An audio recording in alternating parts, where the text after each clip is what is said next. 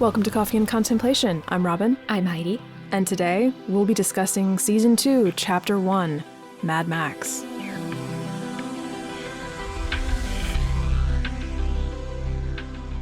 Coffee selections for today. I'm actually drinking a cup of lavender coffee from Copper Cow, which you had gotten it as a gift. And the Copper Cow is the Vietnamese style pour over. When I started looking into it, because I was going to get some more, I found, they have like a bunch of different kind of like latte flavors, which, because they send you the milk and sweetener with the box set that you get.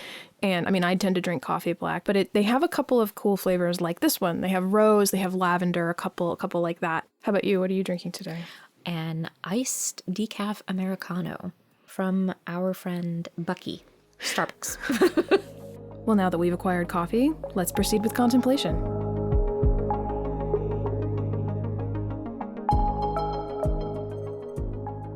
Dude, this opening.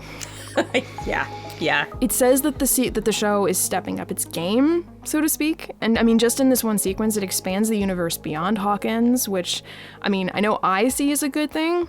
And it shows the reach of the lab in some ways. You don't fully know that on first viewing, but you know, with all of the context of the second and third season, I've heard some people say that the reason that they resent Chapter 7 so much is because this opening is so strong and sets up a lot of expectations that were never lived up to. And while I will be taking a defensive position on that episode later, I do find this to be an unfair buildup that we never see full payoff for. I mean, and structurally speaking, it immediately sets off a dozen questions. Mm-hmm. Right at the top of the season and gets us on board for what's to come. I mean, we smash into this action sequence. It's on a larger scale. It's so good. Yeah, it's really, really compelling, even though you have no idea who these people are. I mean, you know that they like just robbed a place and they're getting chased by the police, but that is all that you know. You don't know why they're robbing people. You don't know what like their intergroup relationship is like, but it's so dynamic. I mean, Kali is just badass. And she's clearly the leader. Yes. She's the only one who's not like frantic and freaking out. Yeah. Good point. I love the fake out with Kali's powers because we're used to Eleven's powers where her powers manifest physically in our world. Like, you know, she reaches out and she touches things with her mind. Whereas with Kali, you know, we see her like close her eyes and get ready and we're like, oh my God, what's happening? And then she goes boom and we see the debris come down. But then they like take their sweet time revealing to us that like nothing happened, that it was an illusion.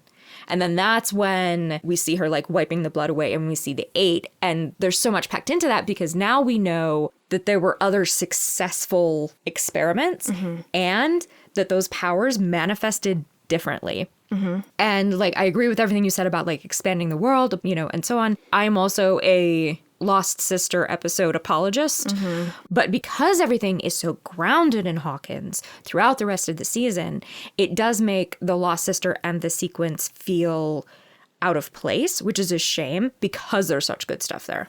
Well, and in a way, it's kind of like, I almost feel like them opening with the cityscape and this completely urban environment, which is very different from anything we saw last season. Mm-hmm. It's such a radical departure from what we're used to.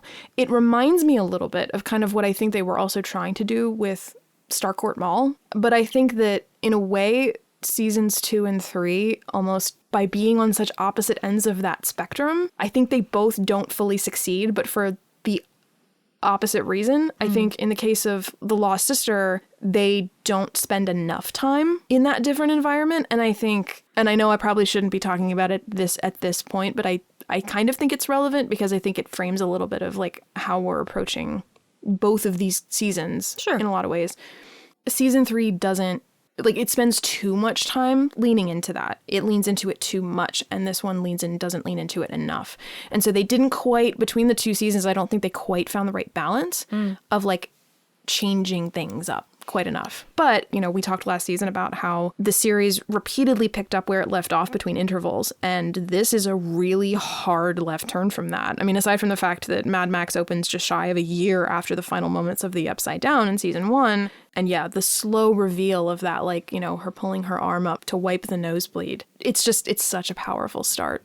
And also, I grew up not in Pittsburgh City, but you know, in the Pittsburgh area. So like that first scene, like even before they like have, you know, Pittsburgh, Pennsylvania come up on the screen, I was like, that looks like Pittsburgh. Ah, you know, I was so excited. And so I'm always pumped anytime something Pittsburgh related comes up in a positive or exciting way. And as you know, and then we move into the title sequence and you're kind of like, okay, this is Stranger Things, right? Yes, cool. Okay. And as we move into that title sequence, we see new names in the credits. Sadie Sink, Joe Keery, Dacre Montgomery, and Paul Reiser are all series regulars, or at least they're in the title sequence for this episode anyway. And coming out of that, we then go back to exactly in a way, it almost this opening kind of reminded me a little bit of Toy Story 2. Actually, because Toy Story 2 opens with the video game, the Buzz Lightyear video game, but you're experiencing it as though you're really with Buzz while he goes onto this alien planet. You think, oh, Toy Story, Andy's room, but it's this completely different thing. You're not expecting that. You then go into Andy's room after that, you know, hard left turn, and then you're right back in Hawkins, like with not just the place, but also the characters that you know. The kids communicating over their hall for the arcade. Mm-hmm. And we even get a reprise of the kids track from season 1, the musical track, which is a really nice, subtle way of establishing a familiar vibe, even though it's the same characters. And I want to note, too, that Dustin is already inventing. He has the headset while the rest of the kids still just have the regular walkie-talkies. Oh, yeah, I noticed that, but I didn't put it together that he had, like, invented it. I mean, I'm assuming. Yeah, there's probably, no textual evidence either way, but... And Mike steals from Nancy's piggy bank. After raiding her underwear drawer. Unintentionally. Yeah. And looking like, oh, ugh. Yeah. I gotta say, you know, Nancy, you know, Natalia Dyer rocking that new haircut, 80s and all. The kids meet at the arcade, including Will, who gets dropped off by Joyce. And I so appreciate how much healthier she looks. She has more color. She looks less strained, less thin. Like, she's just not quite so frayed and scared. Mm-hmm. Both Will and Joyce are kind of like bouncing in their car seats because like they're both like trying to get out what they're trying to say, but they also know that like Will's about to like, you know, shoot off like a rocket. It's cute on like an actual like textual analysis level. It conveys how different things are for them in their lives. Like they are both happy and healthy and together. Well, and her concern for Will, it feels understandable, but also not too overbearing. Right. You know, when she says have fun, you know, I believe her. Yeah. Like, it doesn't seem forced. It seems like she really genuinely does want him to have a good time, but she is also still, like, understandably very concerned. Yes, yes. And look, I know there's a lot of nostalgia around Dragon's Lair, but yikes. Oh, Princess Daphne is so cringe. Yep, that's a lot to unpack. I had never even heard of the game, just being honest. I wanted to geek out over the animation style, and I was like, is she wearing a thong? Yeah. She ain't wearing much, no matter what she's officially designed to be wearing. There's not much to it, whatever it is. It's fine. Well, apparently, too, like, I don't remember if it was in the Beyond Stranger Things show on Netflix or if it was in the book, Worlds Turned Upside Down. But I read or heard somewhere that they didn't really, the Duffers didn't really have like an excessive love of that game, but it was often one of the ones that they had to play because it was the only one that was available in their arcade. Or someone said that, it might have been Sean Levy, but it wasn't, they're like, we're aware that it wasn't like one of the best games. Well, it was like insanely hard, wasn't it? I have no idea. I thought, they didn't like it. Yeah. Was the impression I got from whatever this was that I saw or read or... Yeah. And it does, I know that they did say that this is sort of an indirect setup as well for sort of their words, not mine, competition over Max. The fact that they are sort of vying for her affection, which does happen for a while. And for what it's worth, I like how the show shifts away from that. Yeah. Eventually. And sort of on an adjacent note to that, they see the high scores have changed. They want to know who Madmax is. They ask Keith, and he wants a date with Nancy, which Mike is completely like, no. Every time I watch that episode, I think that what the bargain is going to be is her number. I never think that like a date is what he's trying to use as a bargaining chip. I'm like, you arrogant motherfucker. Like, you think that her little brother can just give you a date with, oh my God. Yeah. You know, I'm not like she mad about it, but I'm like, I'm more confused than anything else. I'm also kind of wondering, is Keith still in high school? They don't make I it. have no idea. Because, including season 3 and all this, he knows Robin, so it's kind of hard to tell if he's still in school or not. Like, Yeah. he may just have a part-time job, but like, so it almost, I think I always had the impression, until I thought about it just now, that Keith was not even in school anymore. I think that was contributing to why I'm like, you want to date with Nancy Wheeler? She's a junior in high school, and you're not in creep. school. Yeah. So, but that may not be true. He may be a senior like Steve, or he may even be in Nancy's grade. You know, it's hard to say, especially if he knows Robin. She's in Nancy's year. I think this is most probably one of those things that we are not supposed to worry our pretty little heads about. And they may not even have thought that far down the road at this point, so... But either way, I just thought it feels completely natural that Mike would be like, no, I'm not going to do that. Yeah. Despite the pressure from his friends. Like, and I mean, and I hate the idea of it, but I love that I do kind of enjoy Lucas's line of, but it's for a good cause. Yeah.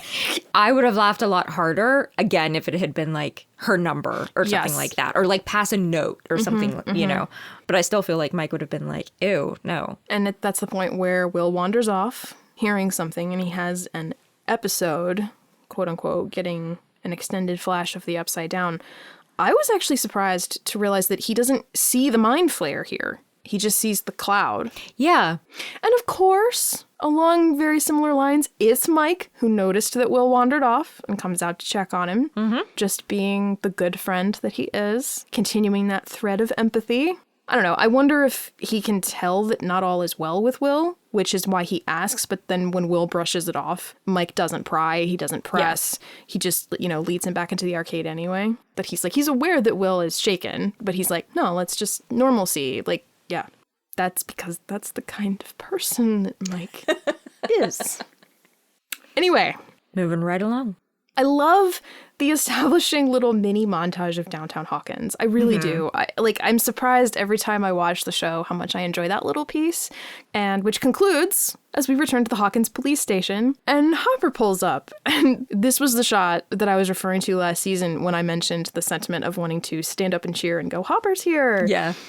And we promptly meet Murray and get a drastically quick impression that he's a conspiracy theorist and that no one in town takes him seriously, even though we also very quickly get that some of his information isn't totally wacko. I mean, he's coming up with the wrong conclusions. Yeah. Which is what Nancy says later. Yeah. He's taking all of the puzzle pieces and, like, you know, turning them into an impressionist painting. And despite how cruel it is, I actually really get a kick out of how Callahan and Powell are laughing at their own jokes at Murray's expense. Yeah.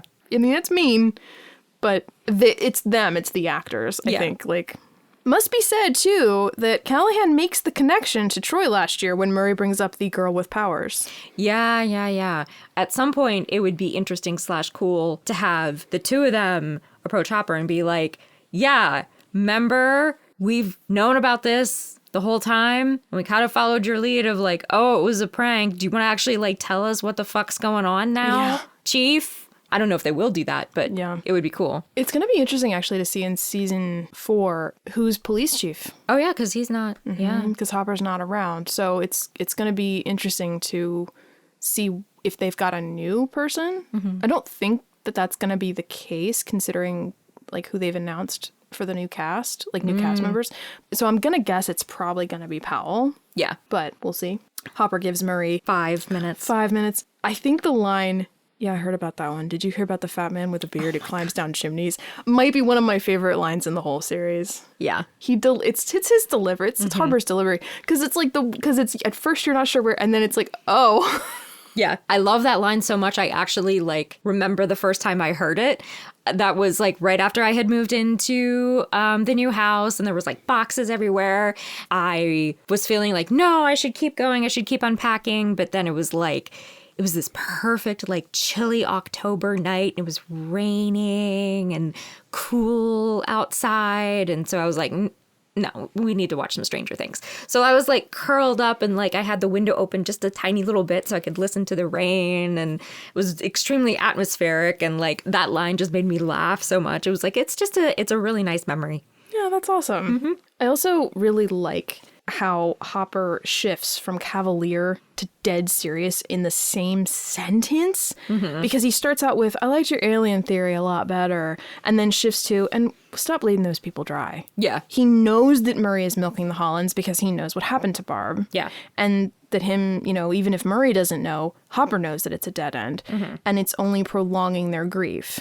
And I get the impression that Hopper believes that it's wrong, but can't step in. Right. So he's not remotely holding back his disgust for it. And maybe this is why I don't mind the digging at Murray's expense earlier. Because he is taking advantage of the Hollands. Even if he believes he's on a real investigation, I don't really think he cares about Barb's welfare.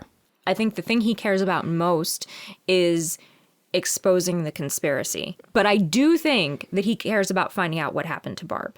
So I don't think that he's like, you know, let me separate some suckers from their money. But I also don't think that he has any compunction taking their money to fund this greater purpose of his. Finding out what happened to her is sort of like a fringe benefit of a mission he's already on. Well, it's part and parcel. Okay, that's a better way to say it, yeah. But again, if we are just looking at, like, you know, the text that we have so far, it very much appears that he's just taking advantage of them. So I could see, like, I'm basing that my, like, no, like, this is what I think Murray's overall motivation is based on having 2 entire seasons with him at this point. Yeah. From what we have, I am with Hopper. I think he's a little manic and a little obsessive is the way we're supposed to read him, but also, like, we're supposed to, I think, be made afraid of him a little bit, because, like, no, he isn't totally off, like, and that's what I think Hopper, the character, I mean, I think Harper's performance is really good, but I think the way that it's written should, you know, deserve some credit, because the way it's written, Hopper has to ride this really careful line of, like, I need you to not look into this, but I can't inform you as to that the reason why is because you're right. Yeah. Because we also have the hindsight as well of knowing that he knows exactly where 11 is. I don't want you looking into this. And also knowing that Barb is dead, and that could, even just knowing that could be problematic. Yeah. And knowing that he's working with the lab in some ways to keep people off the scent as well, you know, to keep it quiet, keep everything clean so that they can fix the mess quietly, et cetera, et cetera. So just, yeah, I really appreciate the way that this season is written in terms of Hopper's characterization and what his motivations are and how he's dealing with someone like Murray, as well as the other two, you know, and with them, he has to just shut it down because they do know him. I mean, but also just go home. The way Hopper says it, I'm like, Murray looks a lot less concerned than I would be if Hopper said that to me. Well, but the other thing that, you know, Hopper's got to deal with is understanding that Murray is one of those personalities that really enjoys defying authority. So he can't, I almost feel like go home was a miscalculation on Hopper's part, because as soon as Murray hears that, he's going to be like, no, this is where I am. This is where I'm staying. So I almost feel like he played into the dumb local cop, you know, stereotype and like undercut everything that Murray said. But like that last go home line came from the real Hopper. And I'm sure that Murray picked up on that, which is not, if getting rid of Murray is our goal, is not a good thing. So yeah, there was a lot of subtext. Well, and also, you know, to what we said in season 1 about, you know, clever, sneaky Hopper, here, his words are very staccato. It's like, yeah, it's more humorous, but it's still very quiet. It's still very deadpan. And I'm like, that feels very cohesive with last season. At that point, we move over to Hawkins High and Steve and Nancy in the car. Watching the portion of the scene where they're working on Steve's essay always breaks my heart as an educator, and specifically as someone who taught writing, because I see potential in that essay. I see how he could make that connection. Yes, it's ridiculous to say that winning a basketball game is somehow akin to winning a war, but you know, my granddad went through this difficult experience and then came back and built a life for himself, and that you can thematically connect those things. And it's very clear to me that Steve is smart and that he's got things to say that he is struggling to get out and clearly articulate on paper. But his insecurity gets the better of him and he gives up. And that really, really, really hurts my heart. Yeah, I agree. I mean, I think there... I agree with you, but I also don't at the same time, because I think that that's us interpreting more, I think, than what they... I don't think that was their intention, based on the way that the actors are directed, and also the way that it's cut together, like where the pauses are. I think because they both won. I think that is intended to make Steve look stupid, because I think they're trying to set him up that he's not on Nancy's level intellectually, which is also true. Fair, yeah. You know, especially since then later she talks to Jonathan about, you're going to be at home, you know, reading Vonnegut, and it's a clear juxtaposition to Jonathan. And Steve is the one who I think ends up being portrayed in an unflattering light. I remember even the first time through going, this feels a little ham-fisted to make him sound stupid. So maybe that's just me, like, not necessarily understanding the full subtext. I prefer your interpretation a lot more. Yeah, and, you know, but it could also be that, like, my interpretation is coming from... I have been presented with a lot of really rough essays by students whom I know you have good ideas. I know you have thoughts that deserve to be stated. Let's work on this. Like, I genuinely feel that everybody deserves to have a voice. So that could be my reacting to, don't fucking tell him he's stupid. He has ideas. Yeah. But what I think is really interesting, since you bring that up, is thinking about, like, okay, up to now we have seen Steve as, like, he's the guy that all the girls walk away. You know what I mean? Big like, man on campus. Yeah, he's a big man on campus. Athlete. And then immediately after this scene where she's like, your college entrance essay sucks. You have this new guy in town, drives a sexy car and plays his music really loud. That's and like, true. And so like that further undercuts Steve. And then you have the conversation where she's like, you're going to be listening to Joy Division and reading Vonnegut and, you know, and not participating in these dumb social things. Rituals. Yeah. And then again undercut Steve. So taking away the pedestal that we have, or that the show has put Steve on, starts immediately. I mean, I stand by what I said last season, which is that I do think they kind of punish him for the rest of the series. They just beat up on him a lot. I'm not okay with that. Like, it surprises me how much that bothers me, actually. But in a way, though, I think that some of that is necessary, because in order for him to really make this transition into not being a despicable human that he does, I think taking away the pedestal is important for his own growth. Yeah. Like, he needs some of those things to be stripped away so he can see, like, how they don't really amount to much, that they are a lot, not all of them, but a lot of them are superficial. Now, to your point about him giving up, I would have loved for you to have said that to Steve. Like, I would have loved for you to have been Steve's teacher. It's like, for someone to have said that to him. Because also, sidebar, I don't blame Nancy necessarily, but I find that I really don't like the way she says calm down. Calm down. It's very like, you're making a big deal out of nothing. And that's not me blaming like Natalia Dyer's performance. I think that's probably exactly what it's supposed to be happening. Yeah. At the same time, I don't totally hear Steve giving up. In a way, I think it's him knowing his limits. I think him going like, I'm behind. I'm literally finishing my school year. I think he's trying to think rationally. Like, it's a bit self-deprecating at first, but I think it shifts pretty quickly. I think he's kind of like, look, me not being a super great student, okay, but also like, I could make a good life for myself. The pessimistic part is the like, that's where I'm going to end up anyway. I don't really like, clearly this is a dead end road. But him going like, okay, well, given that that's probably what's going to happen, and I probably won't be able to achieve this whole college goal thing. And also then I get to see you more. I know I've heard some people read that as like a little creepy. I don't. I see it as very sweet. Yeah, I mean, I stand by the feeling that he's giving up. I also think that we're coming at this from a very 2021 perspective where you have to go to college. At this point, it's almost like, you know, if you want to be like a manager at Target, you have to go to college, which is its own thing. While that is true, we're seeing a massive rise in the trades, the trade schools. So it's like, it's interesting how hearing him say that, I was like, that actually feels like a very like right now sentiment. Like, I feel like we didn't see that a lot when we were in high school. We saw the whole go to college. Yeah. And there is still a lot of that. But I think now it's almost like we're starting to pull back from that. Like, it's like, hey, no, like if you can get a job as a plumber, like that's a secure job. It pays well. just having those things that he talks about. I'm like, that's some good shit he's talking about. Yeah, it's a balance there. And I do think that a lot of people in the 80s went straight into a job rather than going on to college. So I am a very like education person, whatever that looks like for you, whether that's trade school or, but I definitely don't see Steve saying like, oh, I could stick around and take care of you as creepy. I mean, I think that's some Puritan bullshit. Like they're in a committed relationship. Yeah. Yeah, it was just one of those things like I never really thought about. Yeah. And then someone said that and I went, is it creepy? Well, no. Even if it is, I don't see it that way. And I will say that like I have a hard time remembering what my view of it was when I watched it the first time. I think there was a little bit of an eye roll like, oh, they're still together.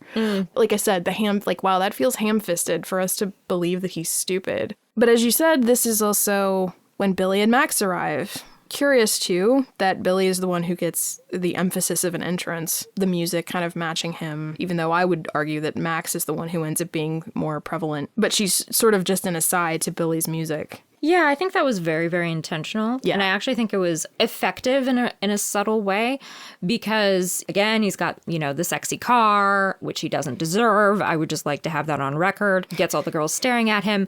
It creates a persona, right? The bad boy, the mysterious boy, the bad but sexy boy. But as soon as Max gets out of the car, you see her face. You see that he's not acknowledging her in any way. She clearly wants nothing to do with him. She looks like uncomfortable and upset. I love that song and I love that car, but like if you come into my life being like, look at me, I'm the sex, I'm gonna be like, oh God, go away. So like all of my attention immediately shifts to Max and I'm like, yo, is he bothering you? So like in the same way that Steve's kind of like, I'm the big man on campus got undercut by Billy's arrival gets undercut by Max. Well, it's interesting, though, because actually what interrupts the scene with Steve and Nancy is right after they exchange I love yous. Oh, yeah, that's right. One of my disappointments in season 3, though not in a way that I'm actively angry about, just kind of bummed, is not getting to see Nancy and Steve interact more as exes. What is that dynamic like? That's something I'm hoping we get to see more of in season 4.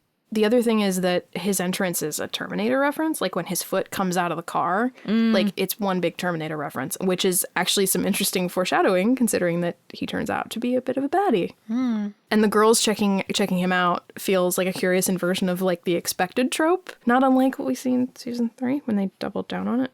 I've always kind of wondered though, who is Billy, who or what is Billy looking at? Like the eye lines are all weird. He's not looking at anybody. He's making sure everybody's looking at him. So it is a staring into the middle distance. Just like, I've got dramatic. A cigarette. Yeah. Now I don't. Yeah. Watch me walk away. Yeah. And Max is introduced to the class. So I want your opinion on this. Okay. Because why do teachers do this? Oh, well, okay. So, I mean, all of my teaching experience is like at minimum college level and it's usually at graduate level. So like I don't have too much experience with actually teaching K through 12 students. But the reason is to be welcoming. It's to be like, okay, this is what the new kid's name is. This is where they're from. To acknowledge like the presence of this new person in the hope that the other kids will be like, oh, California, huh? Cool. Hey, Max. And it's fine for like most kids. But if a kid is, severely introverted, it can feel very much like, being put on the spot. And to be fair, Mr. Clark does respect her request to be called Max. Like she's like, it's Max. And he goes, cool. Okay, Max. Well, welcome aboard. You know, Mr. Clark coins the phrase curiosity voyage, which Justin will use later. Followed by that, we meet Bob, as played by Sean Astin, when he visits Joyce at work. And I thought it was cute. She is working on Will's Ghostbuster costume. These two are so cute. I like them. Yeah. Bob is actively aware of Jonathan and wanting to be part of the family dynamic. The first time that I watched this season, I was instantly worried that Bob was too good to be true.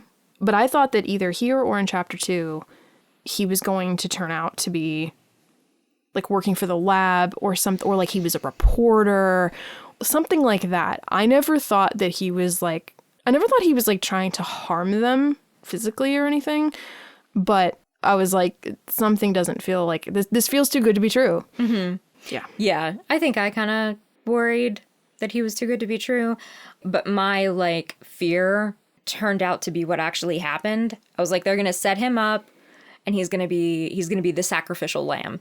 And I'm not cool with that. In that scene where they're like making out in the storeroom, like it's 90% of it is very sweet. And like I was kind of gut checking myself as we were watching it today. And I found myself like smiling like every time she was like giggling, like, no, I have to go back to work. And, you know, I don't like that he says like, oh, you didn't even know who I was in high school. I'm like, how long have you been out of high school? Like, you make me feel like a teenager is cute. And I'm sure it's true. But I don't think we need to like, I don't know, like, why would you go there? Like, I don't know. Hopper investigates the rotten pumpkin patch while Meryl, played by Fenton Lawless, accuses nice old Eugene of vandalizing the fields.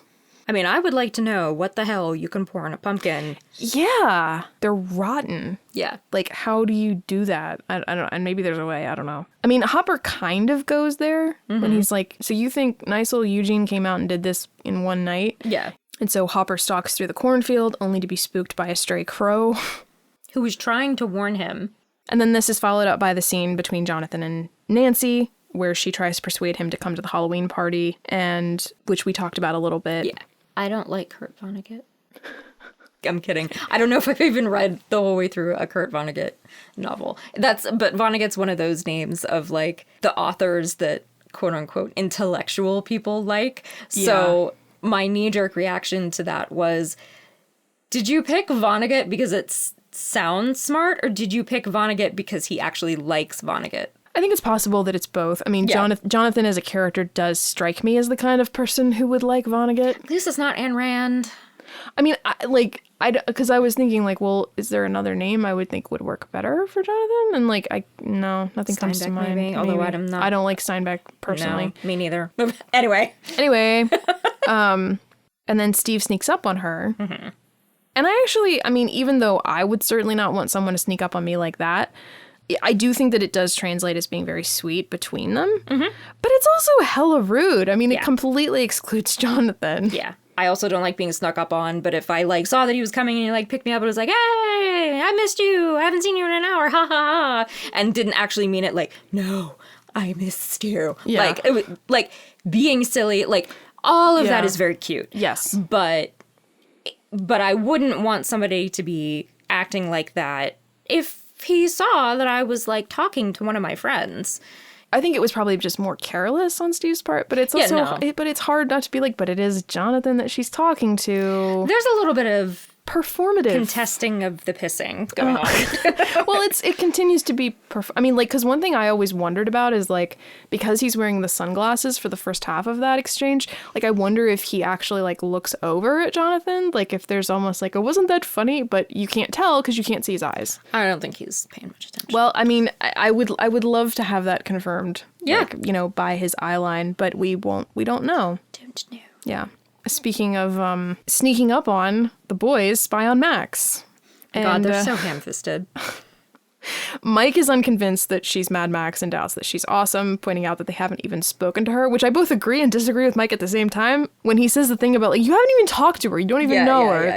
I'm like, you're not wrong about that part. And then when she drops the note in the trash, which tells them to stop spying on her, we get Dustin's awesome, well, shit. But I like that Mike actually smiles in a way that makes me think he's impressed with Max in spite of himself. Yeah. Or maybe he's just amused that they're being called out. Either way, I like it. Yeah. You know, and I don't know if that was direction or if that was Wolfhard making a choice. Yeah. And of course, that scene is interrupted when the principal summons Will. It indicates that while they're going on with their lives, all is not totally normal. You know, the shadow of the past year is still weighing on Will, and therefore all of them. And it's done in this it feels very organic to me. Mm-hmm. Will and Joyce in the car. I was really, really kind of touched by the fact that Will told Joyce what he saw instead of the way he did with Mike, just being like, oh no, you know, we're all good. Everything's fine. You know, I liked that. And it also contrasts with, like, you know, things begin happening with Will and he doesn't tell Joyce what's going on and is in many ways not able to. Hopper is waiting for them at the lab. They go in and they hook Will up to the computer. And even though I'm gonna guess that this sequence is probably meant to be inspired by other things, it really gave me Flight of the Navigator vibes. I don't know if that's what they were going for, but that's really what it made me think of for anyone who has seen Flight of the Navigator. I'm referring to the whole sequence where David is hooked up to machines very much like this. It's a great little movie. Came out in 86. But like I said, I don't think that's what they're going for. But at the same time, Mike's shirt is also very similar to the shirt that David wears in Flight of the Navigator. So who knows? I mean, I know eventually it feels like they go very Exorcist with Will, with a lot of but eventually down the road. But don't know. Have you seen Flight of the Navigator? I am not blessed to say that I have seen The Exorcist, but I have not seen Flight of the Navigator. Just to let you know how I feel about both films. Yeah. The Exorcist is a whole episode unto itself. So yeah, I don't like it. It is giving me like, this reminds me of something vibes. Like the only answer that I can think of is E.T., but I don't. Oh yeah, that's fair. Yeah, I mean it's fair, but I feel like there's a better one. There's a better reference out there. But I think what took up all of my attention, not even necessarily just the first time, but honestly like the first couple of times going through this season when I watched that scene, was just trying to figure Owens out. Like, what's his deal? What's his motivation? Where's he coming from? Is he being sincere? Does he actually care about Will? Who does he work for? All of that. Like, that's what gets all of my focus. And like, how much have they actually told him? Because, he calls Hopper Pops. Does he actually think that Hopper is Will's biological father? I doubt it. Why is he calling him Pops? What is your deal, sir? I do love the immediate contrast to Brenner. Yes. Though, like, I mean, this guy almost instantly doesn't feel evil. Even though they're still spying on him, they're still watching the video feed, but like the way it's shot, the lighting, the score, it just doesn't translate as like overtly evil the way that it did last season. They've got observation cameras on him in the observation room. Exactly. Not at home or whatever. Yeah. When Dr. Owens comes in, played by Paul Reiser, it's just a very like straight on, medium wide. There's no dynamic music. A lot of it is the way he plays the part, but also it's like, it's not, he's not shot super high in the frame. Like they didn't low angle it.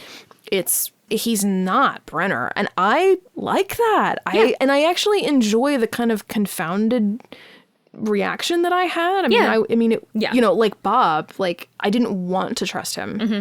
It made me apprehensive and anxious, but like in the right way, I feel. Because apparently, I don't know, maybe some people didn't like the contrast. They wanted someone more like Brenner, but I like that it was like a left turn, that it wasn't the same thing over again. Yeah. I also think that part of the reason I like it is this change from Brenner is that it also feels like a progression. Mm-hmm. It's not even just that it's not more of the same. It actually feels like they're moving. There's forward movement in the development of what the lab is, who is running it. Mm-hmm. Again, it prompts these questions that I think are good questions to have.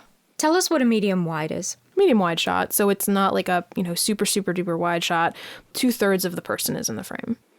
I noticed too in the sound design, there's the same keening sort of sound as under this scene that was under Hopper's scene in the cornfield. So again, like just very mildly, very distantly making some connections there.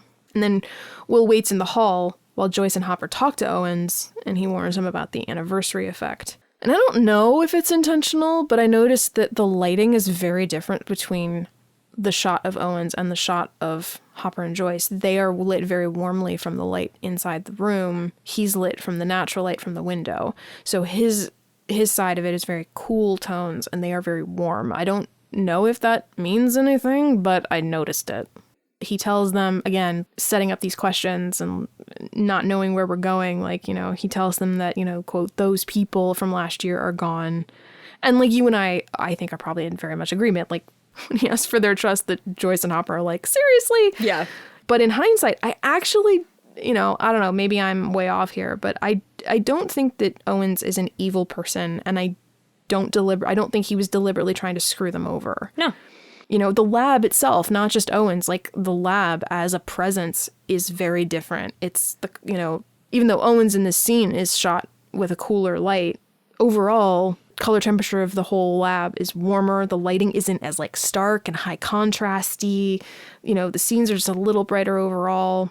Like, not entirely. I mean, that shot when you see them watching the video feed, it's contrasty and ominous, but not in the same way. It just doesn't feel, it doesn't have that same, I don't know. It feels a little milder. Yeah. You know, more exposed. And there's a double meaning in that. It's just a little less mysterious. And I think that's effective in a good way. Even one step further, when Owens goes down into the basement and goes up, you know, right up to the guy doing the field walk, it's completely different from the vibe we got from Brenner, who watched from way up on high. Yes. Yeah. Owens walks up to the flamethrower man and says like, it looks like it's going to be another hot one. And the guy responds with, never gets old, sir.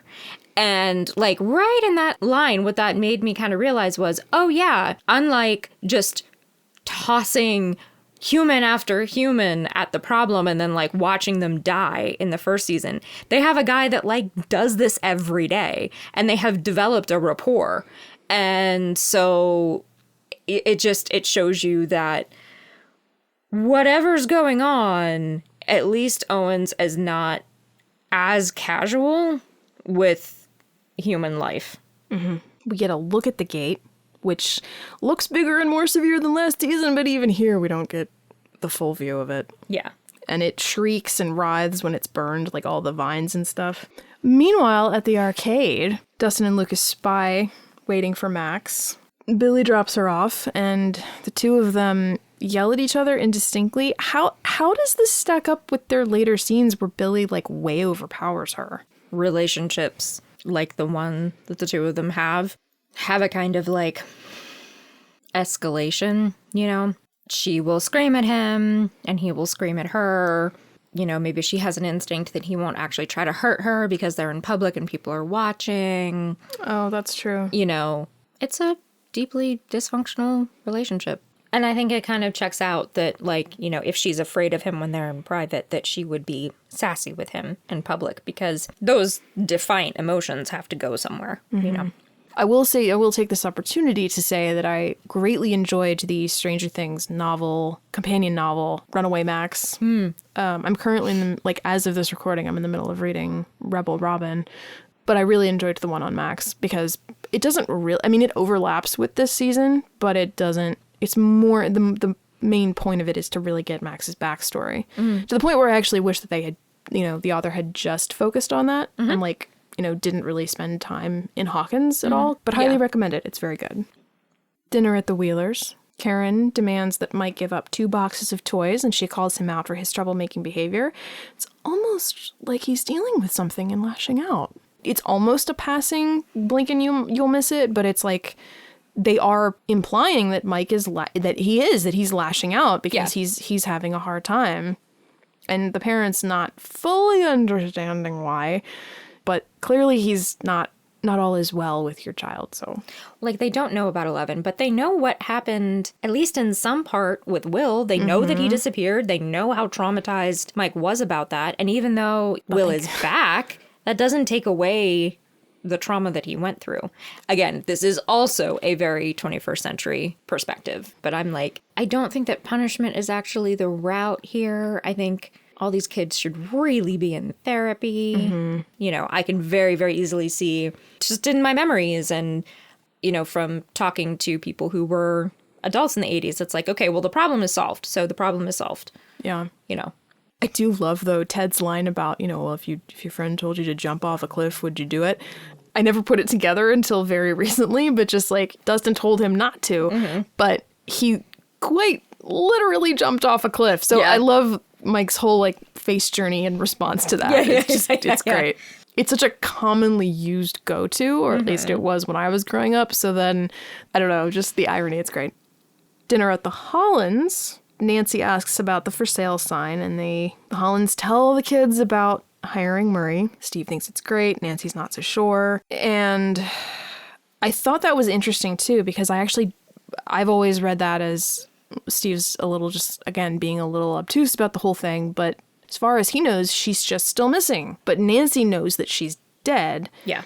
So in a way, his reaction is like, no, well, that is great, isn't it? Like, yeah, but why wouldn't, here's a question that I don't know, I think this may very well be another thing we're not meant to worry our pretty heads about, but why wouldn't Nancy tell Steve that Barb's dead? That's true, because at this point he does know about... He knows about the Demogorgon. Right. So he probably does know.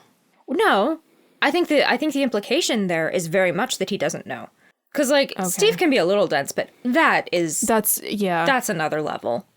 So if that was their implication, then, like, if they were just trying to imply that he's just that stupid, then shame on the writing. Yeah, no. Because that's wild. That's horrible if that's what they were going for. No, I think they're just, like, they're implying that Nancy never told him what happened to Barb, but like, why? I see no reason for her to have kept that from him. He knows about the Demogorgon. So he's pretty up to date on everything.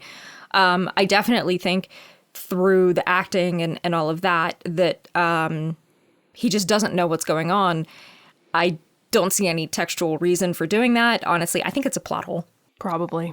I have to say, I'm surprised at how much I bristle at the idea of Hopper being called lazy. I think if I had a daughter who went missing and, almost a year had gone by and the official story was, oh, she must have just run off, I would probably be calling him lazy too. Yeah, no, I completely get that that's what their perspective is. It's just funny because having the insider knowledge that do, we know that, like, that's probably the last thing that Hopper as a person actually is. Yeah. Like, I just think it's just a funny juxtaposition of, like, well, when you really know someone. Mm-hmm. Hopper did kind of wake up last season. Yeah. So I can understand why a lot of people, not just the Hollands, might feel that way. That's what Lonnie implied. He was like, Hopper's not still chief, is he? Yeah. Both parents are sure, though, that Murray will lead them to Barb and the pieces will click into place to what Hopper said earlier. And it's awkward for both of them, I think, for both Nancy and Steve. And so, but she has to excuse herself when she's in the bathroom, like, having her feelings about it all privately. Again, which implies that she can't rely on Steve for that. Which maybe implies, I'm just, based on what your observation, maybe, like, if Steve doesn't know, I mean, because Jonathan was in the room with her when that truth came out. Mm-hmm. So that could be another layer. I mean, even if Steve does know about it, it's like Jonathan was part of that. Mm-hmm. So. Shared trauma. Mm-hmm. This is the first use of the musical track Eulogy, which they use later for Bob as well. And it's a really beautiful piece of music. It's really, really heart-wrenching.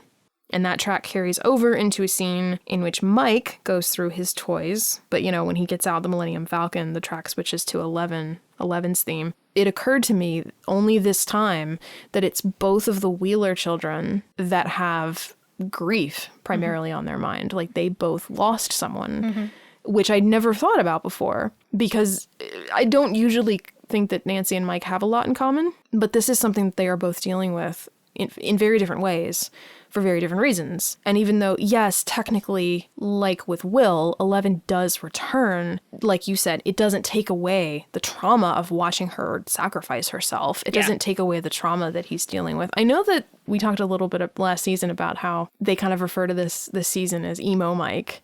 But I said in our very last episode, where we talked about the comparisons between Order of the Phoenix and season 2 of Stranger Things, I think this is another example.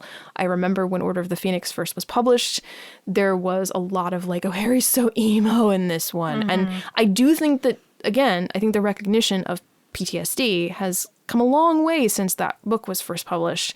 And I think the opinion of the way that Harry behaves in that novel is very different now than it was originally. A lot of people see that that's what's happening. And I hope that continues to be true of this season as well, that Mike is dealing with some pretty intense grief and he has no way to process it because his other friends aren't even dealing with it on the same level that he is.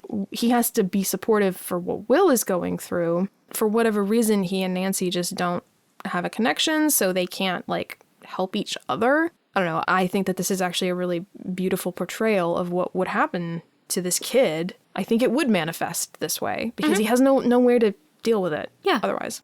Other than to try to reach out to Elle through the walkie-talkie And it is absolutely her voice the first time you hear his name, and then the second time it's Dustin's voice. He shuts that down. He's like, no, I'm not interested in anything to do with Max. We get another scene between Will and Jonathan. And it's not as good. I would say it's not quite at the same level of the should I stay or should I go scene from last season. But, I mean, that scene was pretty exceptional. Yeah. And this one is really, really sweet.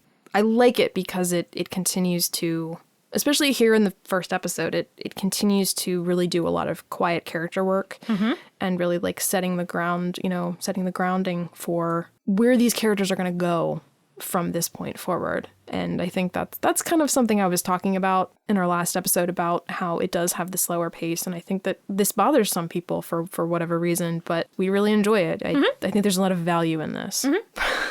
I mean, I personally love that Jonathan doesn't stick to the no approach and try to talk Will out of how he's feeling. You know, that's always a pretty difficult approach to try to make work when someone is upset. So instead, Jonathan just validates Will's feelings and doesn't try to pretend that what he's saying isn't true. And then he works through that sentiment to show how maybe it can be okay in spite of what's going on. And there's even this really fantastic camera move where the camera crosses over the 180-degree line when Jonathan changes his tactic. It's this really nice, subtle touch. And in case you don't know, the 180-degree line is whenever you have a conversation between two people on film, 180-degree line, like a straight line between the two of them. You know, you imagine that line between the two of them, and then wherever you put the camera, it can't cross over that line, so that it doesn't look like the characters are both looking at the same direction, so that it looks like they're facing each other. And so when Jonathan goes, okay, yeah, you are a freak, the camera actually moves behind Will so that then Jonathan is looking, so then his eye line changes from looking one direction to the other. And then when it switches to Will's angle, the camera has moved to the respective side so that they are still looking, you know, at each other towards one another. It's reflective of Jonathan like changing tactic. Yeah, so it's a perspective shift. Literally and figuratively. Yeah. Yeah. On that note, shout out to Tim Ives, the cinematographer, the DP for this episode. And also Bob Gorlick, camera A operator, and Jeff Crumley, camera B operator, because I don't know who shot that scene, but chances are it was one of them. Yeah. So, and it was brilliant. It was great. And I like that Will defends Kenny Rogers. Like some people like Kenny Rogers, which sort of metaphorically ends up being a defense for Bob. Yeah. Which I like. And the Byers and Bob watch Mr. Mom. And Jonathan's bored. But Will seems to be enjoying it. Will's enjoying his popcorn. True, but which like, I appreciate. Yeah. You know, I sympathize. And the phone rings, which startles Joyce and Jonathan, but Bob, who probably doesn't get why they're freaking out, still offers reassurance. And I don't know, is this trying to show Joyce's PTSD from last year? I would say so, yeah. You know? I mean, because it made me wonder, like, so is this the reaction that she has every time the phone rings? We kind of talked about that, and I said, I wonder if it's more of a thing of, this is the reaction she has when the phone rings late at night, or because Bob goes out of his way to say, let it go, it's probably just a prank call. I wonder if they're getting a lot of prank calls, you know, because of Will having disappeared and people having opinions about it. Curiously, though, the alarms are going off at the lab. What could it be? What could it be? We kind of bounce back and forth. We go from the Byers to the lab and then back to the Byers again, because Will makes a middle-of-the-night bathroom trip, has another episode. Goosebumps appear on the back of his neck, so that's the first incident of that. And I think at the time, the goosebumps were to indicate the cold and not so much Will's sense of the mind flare, but I mean, I could be wrong. I mean, I think it was probably like cold and fear. So I want to track that moving forward to see like, kind of like the idea of Eleven's battery being low. I want to see like how and when that shows up, you know, as we go. And this is when we get our first glimpse of the mind flare. Yeah. Fuck him in particular. I'm still not, this may sound odd, but I'm still not totally sure why Will is having these episodes. Like, if we're going off the theory that he puked up Dart in the end of the Upside Down, then is that his connection? The mind flare hasn't gotten a hold of him yet. And then that made me think, well, so is this like kind of the Fey food thing? You know, your Fey food theory, the closer you get to the supernatural thing, the more the supernatural thing can affect you. Is that kind of that going on? Yeah. Like, that's a question. That's another question I would have for the Duffers. Like, so what actually is officially happening here?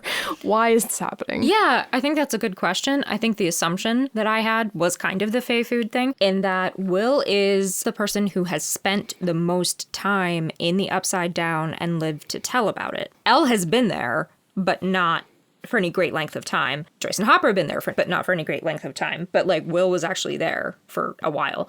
So I feel like the upside down or the mind flayer or whatever recognizes him. Either way. It's creepy as shit. Well, and just already my heart just aches for Will. Yeah, I am very protective of Will, probably for like the rest of my life. Like anytime I see Noah Schnapp, even though he's, like 8 feet tall and, could probably like bench press 2 of me at this point. Like, I'm just going to be like, my baby, nobody touch my baby. Yeah. Well, considering how much you empathize with Joyce. Yes. That's not surprising. Yeah. And then in our last sequence of the episode, Hopper drives out to his cabin, stepping over a trap, making a special knock on the door. Mm-hmm. And surprise! Elle is here! Woo! With Ripley's hair. I know, she looks so adorable. And she's pissed because he's late. Mm-hmm. He did not signal. And then in this scene, they like really, really establish and foreshadow Hopper's lack of reliability, or at least his punctuality. And his like, I'll be more careful next time. Yeah. Which feels a little chilling, knowing what's going to happen between the two of them. Yeah. Then they eat dinner, a TV dinner, and the episode ends. Yeah. And season 2 is officially off and running. So final wrap-up thoughts. This was a really great Will episode. I mean, of course, that's necessary because he's so central to the arc of the second season. But I just really appreciated, getting to spend so much time with him. And he doesn't say much throughout the entire episode, but we really spend a lot of time just trying to understand what he's feeling and what he's going through and situating him in his new context and seeing him with his friends and seeing how much comfort that brings him and seeing how close he still is with Joyce and Jonathan. And there's a lot of establishing, but also destabilizing at the same time, because we're finding out that, not all is well and he's having these episodes and so on. The fact that we're getting this first episode is so much about Will. And there's so much emphasis on Will. It's like we didn't get him for most of the last season. So we didn't get to spend time with him. So the fact that they're in this first episode, they're leaning very much into the fact that he is here and we're getting to spend this time with him. I never thought of that until you just pointed that out. And that's a really cool aspect of this episode. Mm-hmm. That's rad. Yeah. I also really appreciated, the way that they talk about PTSD and Owens saying and we're still learning, because even now in 2021, we are absolutely still learning about PTSD. Mm-hmm. I have never, ever heard of the anniversary effect. I don't know if you have. I'm not saying it doesn't exist. I absolutely think that on anniversaries of traumatic or upsetting occasions, you can experience a heightened sense of any PTSD that you have. I've just never heard that term. Yeah, I was going to say, I've never heard the term either, but I definitely have experienced it. Yeah, and that conversation where he's saying, don't treat him any differently, blah, blah, blah. And then Joyce says, so we're supposed to just act like it's not happening. And he says, it's counterintuitive, but yeah. I kind of struggle with that exchange. That's not actually the right response for real life. If you know someone or are close to someone who is struggling with PTSD, you want to treat them like they are a person. You want to create stability as much as you can. You don't want to treat them like they're made of glass. You want to treat them like they are a person, because the goal with when you're struggling with PTSD is to return to life, to return to feeling like it's safe to live. And so you want to treat Will in this situation like it's safe to live. It's okay to have these big reactions. It's okay to be affected by your experience, but it's safe to live. Acting like everything's okay, nothing is even going on, nothing's happening, is not going to help. It's just going to further isolate him. It's just going to make him feel like he can't talk about it and so on. That's kind of, in a way, what Will even says. He says, stop treating me like I'm a baby, like I'm made of glass, like I'm going to break, essentially. Yeah. And so I struggle a little bit with that. And this is not me complaining about the writing. It's not me complaining about the performance. It's me being really interested in PTSD and not knowing if this is a thing where they intentionally wrote it that way because this is the way they used to treat PTSD in the 80s, if they intentionally wrote it that way because they want us to question Owens' motives, if the writers don't really know too much about PTSD and they're kind of amalgamating stuff they read on Wikipedia. I'm not even being mean. It's a very short scene. It's fine, but it is a little bit frustrating because it's so close to really being true, but it's not true. I think there's probably some semblance of like bits and pieces of all of that in there, because what I thought you were going to say was like if they're just, regardless of what they knew or didn't know or whatever, they're trying to just sow the seeds for the conflict that will happen. Yeah. Yeah, it's very insightful. On first watch, I wasn't really all that swept up in anything, right away, but I do remember that it felt more like I was settling in for a very different experience overall. And while it sounds like this was not shared by many other viewers, which is unfortunate, even this early in Volume 2, I liked then and I like now that the show doesn't shy away from that trauma that came before. Like with the trailer, this episode sets the tone right away. It establishes what to expect in episodes to follow and what one can expect to get from this series, the series as a whole. And not that there won't be any surprises ahead, of course. I mean, I would say that, for good or ill, Stranger Things is actually pretty good about that across the board. But looking at this episode in particular from a broader perspective, it's clear to see that they were clear about what they set out to do this go-round. I mean, at least it certainly seems that way to me, and I at least appreciate the result. Yeah. I also really appreciate that across the second and third seasons, the characters, the new characters, don't automatically equate to baddies or red shirts. In this episode alone, I mean, because we do have a red shirt and a baddie, but we also have Max. Well, I mean, collectively in this episode, we get Collie, Mrs. Henderson, or Dustin's mom, Keith, Murray, Billy, Max, Bob, Meryl, Dr. Owens, and the Hollands. That's a lot of new characters. And, like I said, some of them do turn out to be baddies and some don't make it to season 3, let alone season 4. But that doesn't go for all of them. Yeah. And I think that's really refreshing. It helps make the show as a whole, again, feel a little less predictable. Yeah.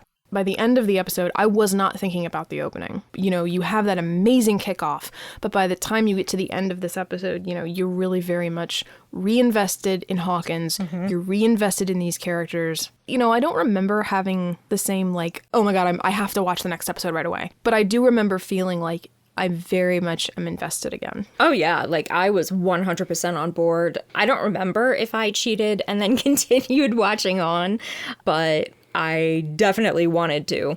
So then, with that's going to conclude our contemplation on Chapter 1, Madmax. Thank you for listening. Comments, questions, thoughts, join the conversation. You can find us on Facebook, Instagram, and TikTok. Links will be in the show notes. And if you've been enjoying this podcast, please consider leaving us a review.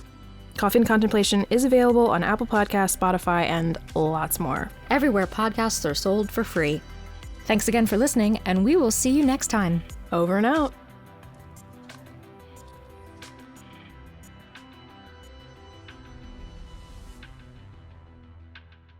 Spooked by a stray crow. Who was trying to warn him. I like crows. I do too, especially when they come in 6.